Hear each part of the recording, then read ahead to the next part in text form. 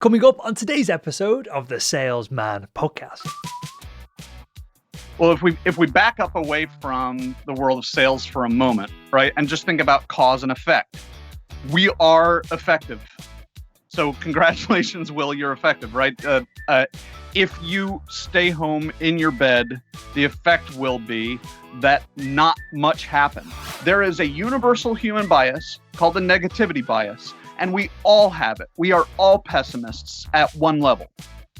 Hello, Sales Nation. My name is Will Barron, and I'm the host of the Salesman Podcast, the world's most downloaded B2B sales show. On today's episode, we have the legend. He's been on the show a bunch of times now, Aaron Schmookler. He is the co-founder of the Yes Works. And on today's episode, we're getting into the topic of how to be not just more effective in sales, but how to be effective in sales right now during a global pandemic, regardless of what your current circumstances are. There's a ton of value in this episode, so let's jump right into it. Today, we're going to answer some difficult questions and hopefully provide a ton of practical, valuable value for the audience. And I want to get into this topic of what it is to be effective and how to be effective when seemingly the world may be falling down around us. So we can get into the metaphor and whether that's the reality or not in a second. But to get started, Aaron, what does it mean to be effective? Do you have a definition of this? Is in the world, in the context of sales, B2B salespeople specifically, what does it mean to be effective? Well, if we back up away from the world of sales for a moment, right, and just think about cause and effect, we are effective. So congratulations, Will, you're effective, right? If you stay home in your bed, the effect will be that not much happens, right? So there is cause and effect going on, whether you like it or not. So then the question is, what is the effect that you want to see happen? And then the other question is, what are you going to do about it? So for our purposes, being effective is getting the results that you want, not necessarily getting the results that you're resigned to, but getting the results that you want. And when we talk about being effective, it takes being sure that you can get some results that you want. And notice that I'm saying some results that you want, not necessarily exactly the results that you want, but you can be moving in the direction that you want. If you're resigned to not getting the results that you want, then congratulations, you'll get that too.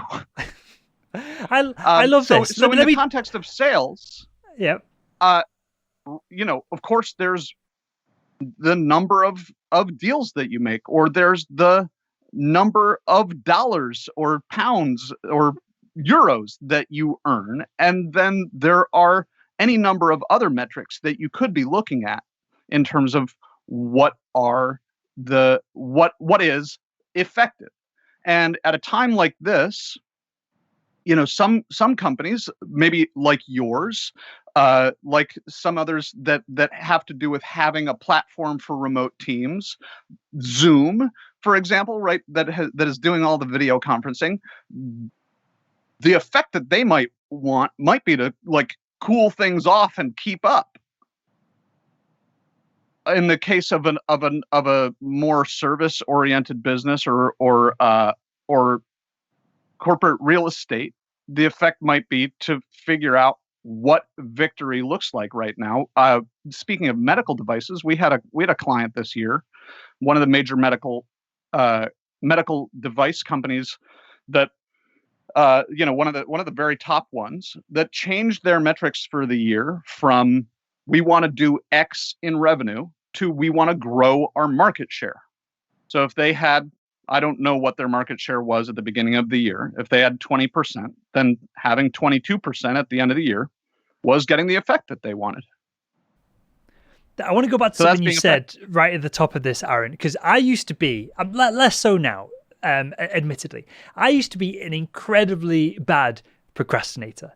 And if you'd have said this sentence to me maybe not a few years ago, maybe 5-10 years ago, especially when I was a student, this would have really changed my paradigm as to my effectiveness and the results that I'm getting. You said, and I'm going to paraphrase, and you can add to this if you like, So you've got cause and effect. So we've all heard that, right? Whether we've let that sunk in is a different question, but you've got your cause and effect. If you stay in bed, you know what the effect is going to be. You're going to be incredibly effective. And so you've got to choose what you want to see and then what you're going to do to achieve it. That is, I know it sounds so simple, but for a B2B salesperson who's listening to this, who perhaps their customer base has just fell apart, perhaps they're having, months and months of panic and the whole company is struggling. They're just trying to stay afloat. Well, if you do nothing, you're going to get that. You're going to get the effect of that, which is zilch show. And you've already touched on it here, and we'll probably dive into this more throughout the episode itself. Of we can become more effective by perhaps choosing better outcomes to aim for, depending on the environment that we're in. But that just cause and effect, and what do you want to see is on its own right incredibly powerful for me anyway. Indeed. And so let's be a little less flippant, right? Because if people are listening to your podcast, they're not the people who are hanging out in bed. I can tell you one of the traps that I often fall into as somebody who needs to make sales in order to make a living is, well, I can do this. Like I can send this email that hasn't been working 500 times in the next month, right? I can send 500 of this email that isn't working, and I can feel very productive and very busy because I'm doing something, right? I'm doing something about it. So we know what the effect is going to be if we stay in bed. That's just ridiculously obvious. And then it's also true that we know what the effect is going to be if we keep doing what we've been doing, if nothing else in the world changes, which right now is not the circumstances we're in. Everything has changed. And if you're trying something and you're getting results from that trying something, even if the results are your phone doesn't ring, right? That's a result. My phone does not ring. I am not getting responses. That is a result. I'm getting people emailing me back saying, stop emailing me. That's a result. So if you keep doing, I'm sure we've all heard the definition of insanity before. That if you insanity is doing the same thing but expecting different results. That's the trap that we're much more likely to fall into as far as cause and effect goes. Is if the cause is getting this effect, the cause is very likely to keep getting that same effect. Yeah, so again, effective is going for what you want, not just getting any result. I think you're being overly flippant with this idea of being in bed, because this is me as a student getting up at party until stupid hours and getting up late and missing all my lectures. So, and there's probably not that many students listening to this, but I think this will emphasize the point of I would stay in bed and go, sod it. It doesn't matter. But that's because I was not able or wasn't willing to look at the consequences for the action. So that is really powerful for me. And this is what I do organically now. I don't know, it might have been you in a previous show. Someone has wired this into my brain of, I'll go, I can't be bothered sending that email, I'll do it tomorrow. And then immediately I take a step back. It's almost like that is, maybe that's the instinctual part of my brain, and the higher thinking part of my brain goes, hey, but if you send it today, X, Y, Z. And it's almost like there's A part of my brain and B part of my brain, and they're both always going at each other. One's trying to be lazy, the other one's trying to be effective, one's trying to conserve energy. Perhaps it's more of a primal thing. And the other one is saying, do you not want that car, house, yada, yada? We're hopefully on the waiting list for a golden retriever at the moment. So what I'm doing now is trying to cram in as much work as possible so I can have a bunch of time off with this dog when it's a puppy later on. So that's the higher part of my brain. It's going, hey, get your finger out, do some work, because you get to hang out with this dog. So let's look at that for a moment. You said, I'm doing this right now so that I can have time with the puppy later, right? So you have identified what is the effect that I want. And even implicit in that is some engineering that you haven't named, which is that you need to have a certain amount of stuff done or you need to have a certain amount of revenue in place in order to feel as though you can have that time and devote that time to the puppy. So you're doing a bunch of engineering in advance to end up with the result that you want. So I guess the question then is, because again, I appreciate that I'm in a great place, that I'm concerned about taking 2 weeks off, 3 weeks off to hang out with a dog and not let it piss all over my house. So that's clearly a nice place to be. So let's reframe the conversation slightly, Aaron, then, of if we put all that in the context of what do we do when we know what we want to do, we know the steps, but it's seemingly our environment is holding us back. Our customers suddenly are not picking up the phone. Perhaps our customers' businesses have just been completely wiped out. Does what we've just described change in those circumstances, or is it just a case of experimentation? So I think this is going to answer your question, and it's not going to be a straight line. So bear with me. So I think about a story, if we go back in time in my life, many years now, 15 years maybe. I'm a theater director by training. That's what like my passion has been, and that's where I've dedicated an awful lot of time training. And talk about a thing that's hard to get a job doing, right? I mean, there are just so many shows going on, and only a tiny fraction of them pay. And so, it's like being a film star or something like that. There are a few more jobs for theater directors, perhaps, but it was a mystery to me how to get work doing what I wanted to do. And then I went and saw a friend's show, and after the show, it was the closing night, so we went out and we had some drinks, and she was an actor, and she turned to me at one point in the evening and said, "How great it must be to be a director. You can do whatever work you want to do whenever you want to do it." And that I wanted to hit her. Not really, but I was just like, are you kidding me? Like, every time there's a show, there's one director, and there are, depending on the number of roles that there are in the show, there are that many actors. You can go and audition. I don't even get to audition. I have to figure out how to create relationships and apply. And you can just go and audition. There are auditions everywhere all the time. That's what my defensive brain wanted to say. And then I took a long drink, and I said, "All right," to myself. First, I said, "All right, that is true. I could, pick up a script right now and go find some actors and put on a show in the park if I wanted to." So I reached out and I said, "All right, let's do a show in 3 months. What show do you want to do?" And she said, "I want to do Patrick Shanley's Doubt." And I said, "I love that play. 3 months." And we shook hands. And out of that, a theater company was born. I started a theater company. I went and found a space. I had to push off our deadline by 2 months, but we made it happen. 5 months later, there was a show. And we were selling tickets. And I was getting income by selling tickets to this show. So all that is to say, I was thinking about directing and my ability to ply my craft as something that I had to go ask other people for permission to do, until she said what she said. And then I was like, okay, what can I do in order to make this dream happen?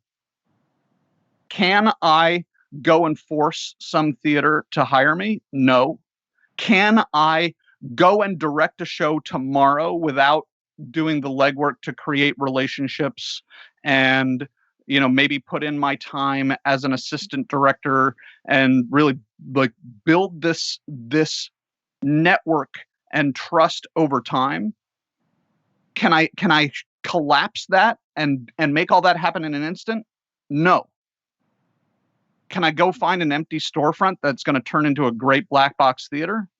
Yeah, I can. Can I afford to rent that space? No, I can't. Well, what can I do? Well, it's an empty storefront, so I can reach out to the owner and say, "Hey, what can we do to make this work?"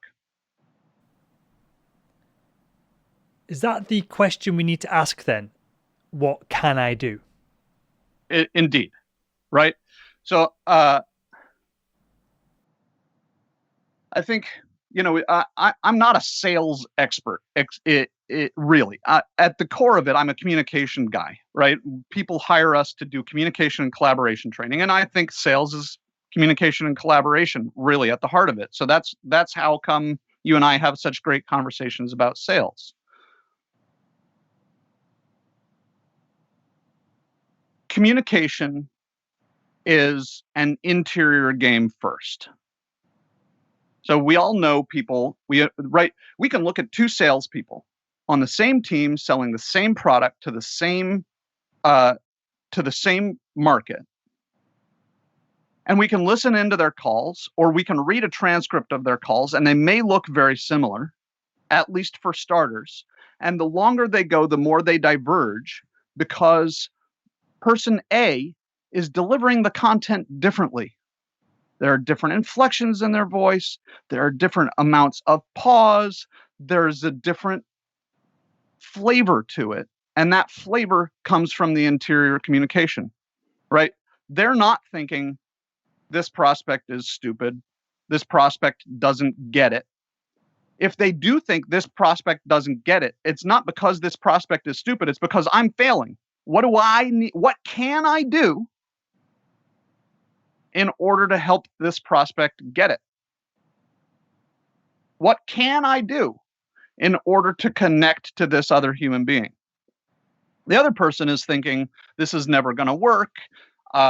Yesterday was a bomb. Today is probably going to be a bomb too, right? So all of that comes through the exterior communication.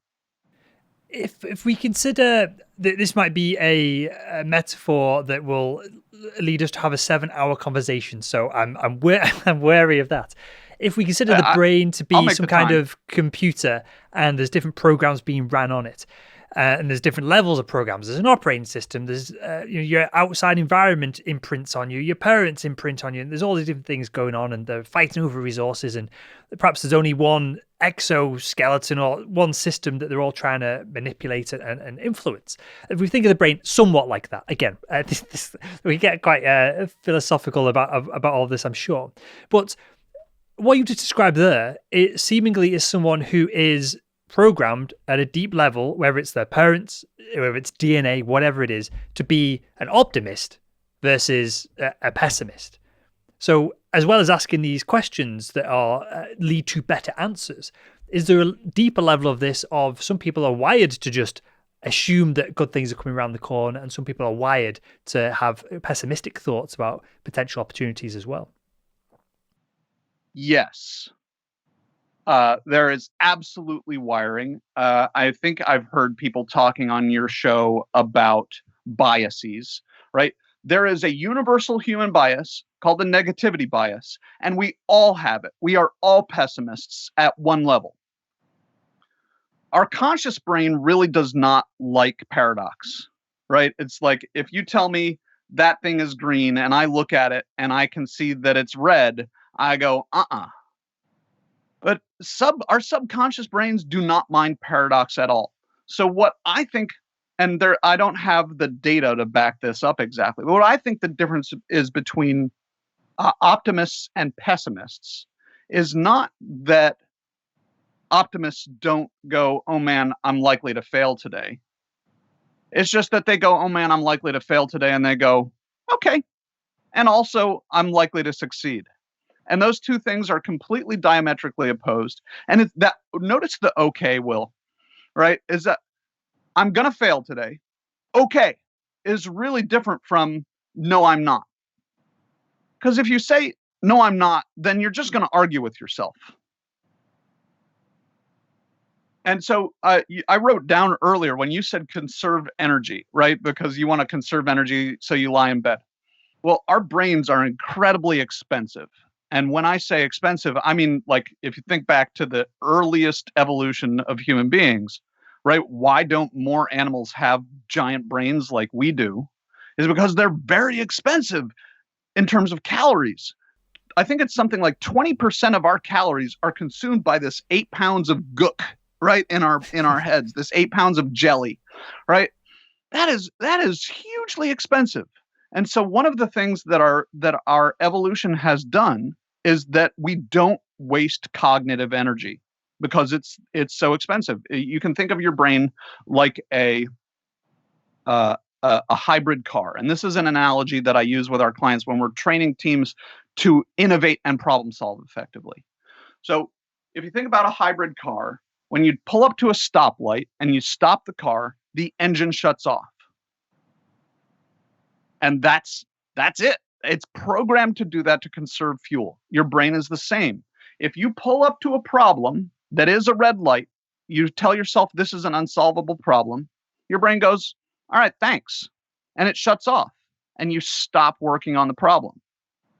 If you pull up to a problem and you say, okay, this is an unsolvable problem, and you say, okay, it's unsolvable, and also it's totally solvable, your brain will go, all right, well, let's find it, right? It does not, your unconscious mind does not mind the paradox.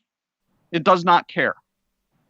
I love this. So embrace. I totally agree on it as well. Embrace the paradox. And I feel like there's multiple levels to this, Aaron. Of one, I feel like we've almost got this chimp part of our brain where there's cognitive biases and other biases on top of that. It's where influence comes from.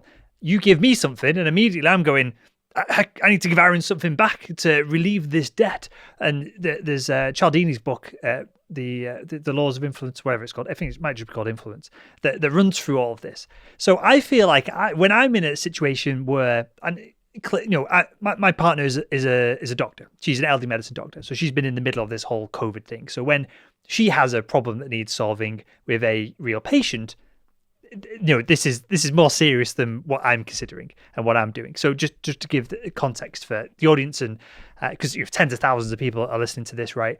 I don't think I'm not putting my problems on a pedestal like that. But when I come up with a problem, I have to consciously tell my brain that there is a solution. My default, I'm a massive optimist, but my default, so my optimism would be, there's a problem, we can't solve it, everything will be fine. But then there's another part of my brain that, again, I think it's been programmed over the years to say, well, that's not good enough. And I use this line, and I've talked about this on the show before. I always ask myself, what would a champion do? So, it's the end of the day, you can do one more call. What would a champion do? A champion would just do that one more call, sod it, I'll do it. We need to move to online training. Maybe a champion's not the best example there, but what would a pro do is perhaps another way of framing it up. So that's, I guess, a hack that I use to program myself to go that extra step when my default state is to perhaps not go that extra step. And it's why I was a terrible student, because I've got, there's a problem. Great. Let someone else solve it. We'll come back to that in the future, maybe, if we need to. Whereas now I proactively push it forward. So how practically, other than that hack I've just outlined there, Aaron, for someone who's listening to the show right now, who's going, okay, being an optimist makes sense, asking these questions makes sense, what else can they do if they are looking at a CRM full of no data today? Or they're going to the office and this afternoon they're going to be looking at a CRM with no data. What can they do to give themselves that kick in the ass to take that step forward, to change their paradigm and to change the way that they're perhaps looking at the potential outcomes that they have? Okay. First, I'm going to say, make sure that I answer that question. Okay. Then I'm also going to say, I love what would a champion do. Mm-hmm. And I'm not a religious guy. I just created an online communication course wherein a whole section of the course is dedicated to the bumper sticker, what would Jesus do? Because it's so valuable, because we have so much perspective available in our brains, right? Another thing that we teach when we're training teams to innovate and problem solve is to look at the problem from all kinds of different perspectives and ask yourself, how would my grandmother approach this? How would a poet approach this? How would a surgeon approach this? Right? Even if it's a problem that's completely unrelated to poetry, right? How would an actor handle this? And you just keep shifting your perspective because your brain has habits. So you asked about wiring earlier, right? Your brain has habits, and that's just the easiest path for it to go. But if you dam up that path and require your brain to go other directions, it will. You are requiring your brain to go other directions when you ask yourself, what would a champion do? Because then you've dammed up what would Will do, and you're a champion, right? But you don't think of yourself as a champion in that moment, right? So you dam up what would will do, and the water of your thoughts have to take a different path. And then, according to neuroscience, the neurons that wire together, let me back up, the neurons that fire together wire together. So the more times you ask yourself, what would a champion do? The less you have to ask yourself, because the more likely your thoughts are going to follow that path. Yeah. So then you ask, what can people do? And I'm going to take us out of sales again for a moment. And, I've got all kinds of different people on my Facebook friend list. And I remember a couple of years ago, somebody who works at Starbucks complaining on my Facebook feed about all of the customers who were pouring coffee into the trash can. Right? And they were saying, we always ask you, do you want room for cream? And then you say no, and then you go to the trash can and you pour coffee out so you can put cream in it, and it just makes all this mess. And when we carry the bags, it leaks all over the place. And they're railing against the people who pay their salary. They're railing against the customer. And how many salespeople have you heard rail against the client, rail against the prospect? These are the people that instead of railing against them, you really must have empathy for.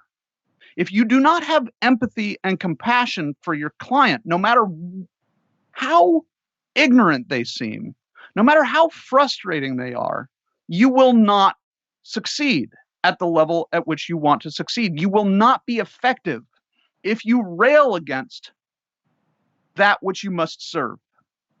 Now, I don't know exactly how things are in Britain right now, Will, but you probably have seen the news about how people are in denial over COVID over here in the US. Sure. Right? You can deny reality all you want. Right? You look at all the folks, the politicians who have denied the power of COVID, and then they die from COVID. You can rail against reality all you want, and that will ensure that you are not effective. If I rail against and deny gravity and climb to the top of a cliff and jump off because I insist that gravity will not have power over me, I'ma die. So we need to embrace reality and then look at, what can I change? So with this person on Facebook who was complaining about all the customers pouring coffee into the trash can, I wrote a little comment, hey, why don't you just set a basin next to the trash can? And just embrace the reality that people are not thinking ahead. And they're not saying yes. And or perhaps you're not giving them as much room for cream as some of them want. Right? And if you were to lower the coffee still further, then some people would complain that they weren't getting enough coffee. So you're damned if you do and damned if you don't as far as the customer is concerned. If you give everybody enough coffee and then also give them a place that you're happy to have them pour it, everybody wins. And this person tore me a new one. That was not the ending I was expecting then. And you and I know that it would have worked. Some people are more are happier in misery than they are in effectiveness, because there's a certain comfort in it's the other person's problem. Because if it's the other person's problem, what do I need to do? I can just be comfortable making them an asshole. Well, so look, one of the things, let me interject here, because I feel like you're being very polite in saying that I'm not talking about your contact, your friend specifically. Some people are just thick, right? That plays into this a lot. So that is disempowering if you're dealing with someone who is a bit thick for whatever reason. They're denying COVID, they're incapable of, and using that example, let's use an example of someone else working at Starbucks as opposed to that individual. Perhaps they're on minimum wage. Perhaps they don't really care. Perhaps they're just waiting for a break and they're being a little bit woe is me. And they don't realize that an innovation like that could get you a promotion. There could be 50,000 basins that go out and be shipped across. It could be called the Becky Basin because Becky invented it, and it could have your name stuck on the side of it, and you could be known as a legend within Starbucks. So absolutely, the basin is there. Sure, they have the basin, right? One of those dish totes, right? That's in every kitchen in America, and probably every commercial kitchen in the world has basins. I'm not asking them to do anything that would take more than about 45 seconds. So is the framework then, Aaron, for this, and we'll wrap up the show with this, mate, is the framework then, if there's a problem, ask ourselves if we can solve it. If we can't, with our own skill set, is it then to look at other people's perspectives of how other people, other methods, other experts, mentors, whoever would potentially solve it? And if we can't figure that out, then it's to have empathy for what's causing the problem and perhaps go a few steps deeper and look at the root of the situation and if that is changeable. Because I feel like 99% of things, if you go through those 3 or 4 steps, you're going to give your brain enough ammunition to come up with some form of solution, right? What can I change? 100%. You're really right on. What can I change? What if I insist that this problem is solvable? If I insist that this problem is solvable, then maybe I change the problem. Again, you can change perspective and walk up to the trash can with a full cup of coffee and decide, I'm going to put cream in this. What do you want to do? Nobody wants to pour coffee in a trash can. It goes against every fiber of our being. But if that's the option, then I'm going to do it. But if there's a basin, that's what I'm going to do. So put yourself in the shoes of your prospect. Put yourself into empathy with the prospect. Go through your prospect's day. I am prospecting CEOs. I talk to my clients. What does a day look like? Where are your hangups? What's happening? Why don't you have time to respond to my email? If my email comes through your inbox and it's appealing, why are you not responding? And I want to know all these things because I have decided that it's my problem, right? This coffee issue, my problem. How can I solve it? What can I do? I can't change human nature. I can't make the CEO feel like they have more time. I can't make the CEO get it before I even enter into the situation, right? So what can your listeners do? I don't know. You have to decide, what does effective look like? In this time of COVID, I haven't done nearly as much business as we did last year. I have more and more valuable relationships now than I did 10 months ago. I have just decided I am going to make the best relationships with the most people who might eventually be clients for me that I possibly can. And that's been the measure of my success. So I've been offering CEOs roundtables, and I've had CEOs that I never could have talked to before saying, yeah, I want to learn from you about that for free with a bunch of my peers. And so, I'm giving my time away. And a history of 6 years in this company tells me that that's going to lead to business. So I changed the problem. That makes total sense. All of us can change the problem. Let me just interrupt you there because you said something, and I'm going to call you out on it because I expect you to call me out on the same thing. You've not spent your time there. You've invested your time, right? You're paying it forward. Correct. And that's the same thing that we want our prospects to do, right? Yep. We want them to stop thinking about this as an expense and start thinking about it as an investment. So if you can't think that way, then you will never influence other people to think that way. Perfect. And that is, I think, and I'm going to repeat that message because it kind of goes back to what I said earlier on about the interior communication goes first. The interior communication leads. And so if you're not capable of something, you will never influence others to be capable of that.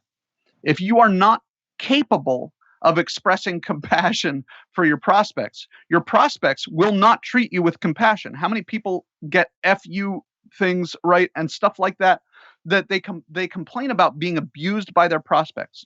I don't always succeed in my sales efforts. I am almost never abused by prospects because I'm not somebody that you abuse. A, I have compassion. B, I don't stand for it.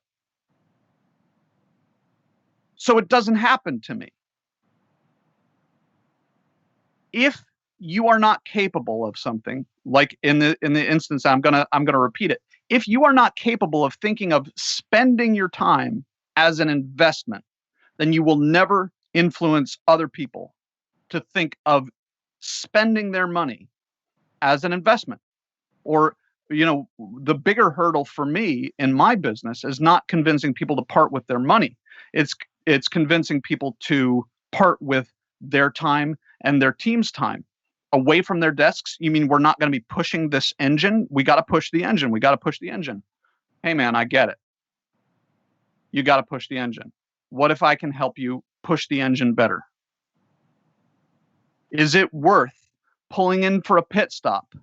Right? You think about the people who have to go fastest in the world, right? Like NASCAR racers. If they don't pull over into the pit stop, they're going to burn out. So can we invest a little time in a pit stop? If I can't think that way, I cannot influence others to do the same. Cause and effect, right? That's right. So one more thing, Will, and then if you want to, we can wrap it up.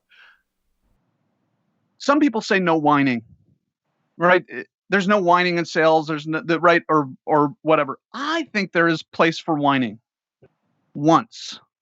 Whine about a problem once and use it as a marker of here's a place that requires my attention. If you find yourself whining, awesome. That's such valuable information. I'm tempted to, or I am actually whining right now. Great. What are you going to do about it? What can you do about it? So no whining. Forget it. Yes, whining once. What I do, Aaron, if I find myself not necessarily whining, but being a wuss for whatever reason, not doing this, not doing that, not taking that leap forward, I write it down. So I write a journal every day, but I write it down, and if it comes up 2 or 3 times within a few weeks, then I know it needs to be solved. That thing needs to change. It's not something that I am comfortable putting up with, but I think, again, it might just be me, but when I fall asleep at night, I tend to have a blank slate, and then I make the same mistakes that I did the same day prior over and over again. And that idea and this process of you don't have to be writing lovey-dovey stuff in a journal. It's not. I don't treat it as like a diary, and I don't open it of dear diary. Today was yada yada. I just write down stuff that's pertinent, that's gone well, that's annoying, and then I look back over it over a couple of weeks. And again, anything that crops up a couple of times, that's equivalent of your whining analogy there, and I deal with it. And with that, Aaron, mate, we will wrap up, because if we get on to another topic, we'll be talking for another 45 minutes, which I enjoy and the audience enjoy as well. But we'll have you back on to get into more of this in the future. So with that, mate, tell us more about you, and then you're doing some new online training as well. So tell us all about that as well. Right now, teams are not together, and they're trying to figure out, how do we remain effective? How do we stay focused on work? Because now that we're at home, where it seems like it should be easier to focus on work. We've got people slacking us all the time, and people wanting conferences and work. It's even harder. And we've got kids out in the other room, and they come in and they interrupt our meetings, and it seems even harder to focus than it was before. Not to mention all of the taxes that are happening now on our resilience, which also makes it harder to focus. At the same time, teams are trying to figure out, how do we stay connected? How do we actually collaborate? So we've got a whole bunch of connecting that doesn't really connect, and we've got a whole bunch of focusing that isn't really focused. So what we're doing is we're actually getting on Zoom and other video conferencing, and we're training teams to communicate, collaborate, and focus effectively during this time. And there are a lot of conventional wisdoms, like everybody be on mute except when you're talking, that are just death to effectiveness. So we're training teams to communicate, collaborate, and focus effectively during this time. That's what we're up to. Perfect. And where can we find that? You can find us at theyesworks.com. Perfect. Well, I'll link to that and everything else that we talked about in the show. I think I mentioned a couple of books earlier on. The Cialdini book, I'll mention that in the show notes to this episode as well over at Salesman. It's a really good one. It's a great book, and his persuasion book as well. I don't think that was quite as valuable, but still a great book. I'll link to all of that in the show notes to this episode over at salesman.org. And with that, Aaron, again, as always, mate, I appreciate your time, your insights on this, and I want to thank you again for joining us on the Salesman Podcast. Always a great pleasure, Will. Thank you so much for the work that you do. I get value every time I listen to your show.